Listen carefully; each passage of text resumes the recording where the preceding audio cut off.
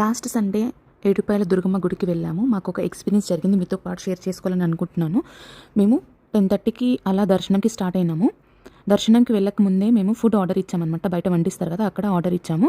నాటుకోడి ఇంకా మటన్, చపాతీ అవి అలా ఆర్డర్ ఇచ్చాము. రైస్, చపాతీ నేను మరి చెప్పాను వాళ్ళకి. చపాతీ మాకు గోధుమ పిండితోనే కావాలి, లైక్ ఆశీర్వాద్ పిండి అలాంటి వాటితోనే కావాలని చెప్పాను నేను. ఓకే అని చెప్పారు వాళ్ళు. చెప్పి మేము ఆర్డర్ ఇచ్చేసి టెంపుల్కి వెళ్ళాము. టెంపుల్కి వెళ్ళి అక్కడ అమ్మవారికి బియ్యం కలుపుకొని, బియ్యం పోసి నిమ్మకాయల దండ కూడా వేసి అక్కడ అమ్మవారికి శాకంబరి అవతారం వేశారు. చాలా మంచిగా అనిపించింది మాకు. దర్శనం మాత్రం చాలా బాగా జరిగింది. అయిన తర్వాత అక్కడనే మేము ఒడిబియ్యం పోసి బయటికి వచ్చిన తర్వాత అక్కడ మేము దీపాలు కూడా వెలిగించి వచ్చేసాము.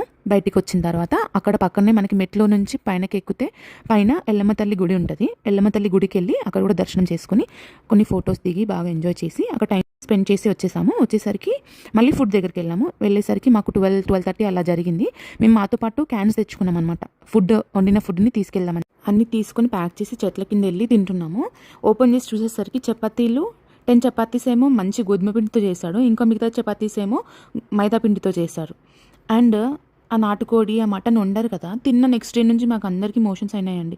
నెక్స్ట్ టైము మాకేం ఎక్స్పీరియన్స్ అనిపించిందంటే, కావాలంటే వండించుకోవాలంటే దగ్గరుండి వండించుకోవాలి, లేదా మనమే వండుకోవాలని చెప్పేసి అర్థమైంది. మాకైతే ఇలా జరిగింది. మీకు కూడా అదేమైనా యూస్ఫుల్ అవుతే మీరు కూడా ఫాలో అవ్వండి. దాని తర్వాత మేము దగ్గర ఉన్న సింగూరు డ్యామ్కి వెళ్ళి అక్కడ బాగా ఎంజాయ్ చేసి రిటర్న్ 9:30, 8:30 వరకు ఇంటికి వెళ్ళిపోయామండి. అంతే, ఇక ఉంటాం ఫ్రెండ్స్, బాయ్.